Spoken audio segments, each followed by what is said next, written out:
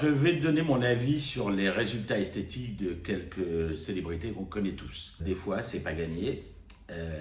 Des fois, les traitements de médecine et de chirurgie esthétique peuvent en fait vieillir plutôt que rajeunir. En fait, je pense que quand c'est pas très bien fait, pas fait de façon subtile, on voit énormément qu'il y a eu quelque chose et ça a l'air rafistolé plutôt que rajeuni et on peut paraître plus vieux.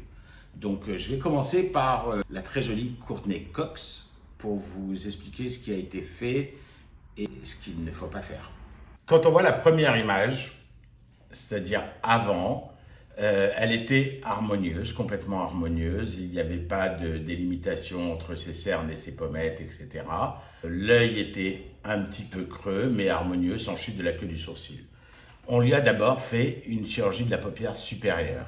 Et on voit très bien qu'on lui a creusé l'œil, on voit très bien qu'on a simplement enlevé de la peau, et on voit très bien que l'œil semble plus petit et surtout beaucoup moins harmonieux. On voit beaucoup plus aujourd'hui la chute de la queue du sourcil qu'avant, parce qu'on a énormément creusé l'intérieur de l'œil.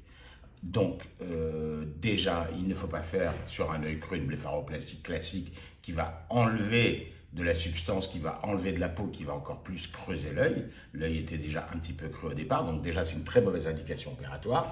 Et ensuite, si on avait fallu faire quelque chose, moi j'aurais pratiquement pas coupé la peau, mais j'aurais rempli son œil qui commençait à être creux et je l'aurais pas creusé. Deuxièmement, on voit très bien que la pommette, les deux pommettes au sourire montent comme deux fesses. Pourquoi ? Parce que c'est de l'acide hyaluronique et que l'acide hyaluronique, il faut en mettre de façon très très subtile et très légère.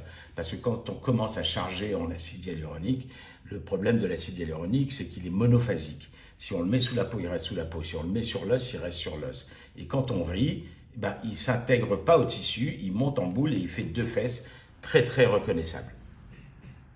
Des injections d'acide hyaluronique.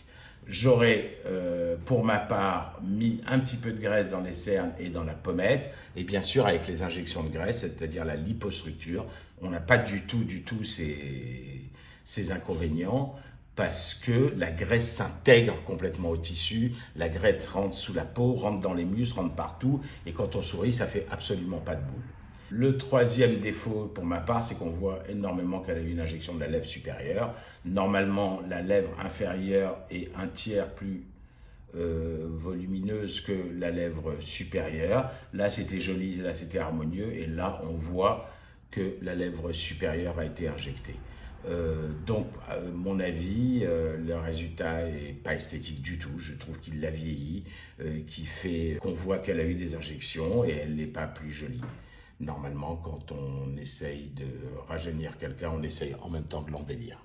Dites-moi vraiment si ce format vous plaît, si vous voulez qu'on fasse avec d'autres stars, et même vous pouvez même dire quelle star vous voulez que l'on examine plus précisément avec des avant-après. Je vous remercie.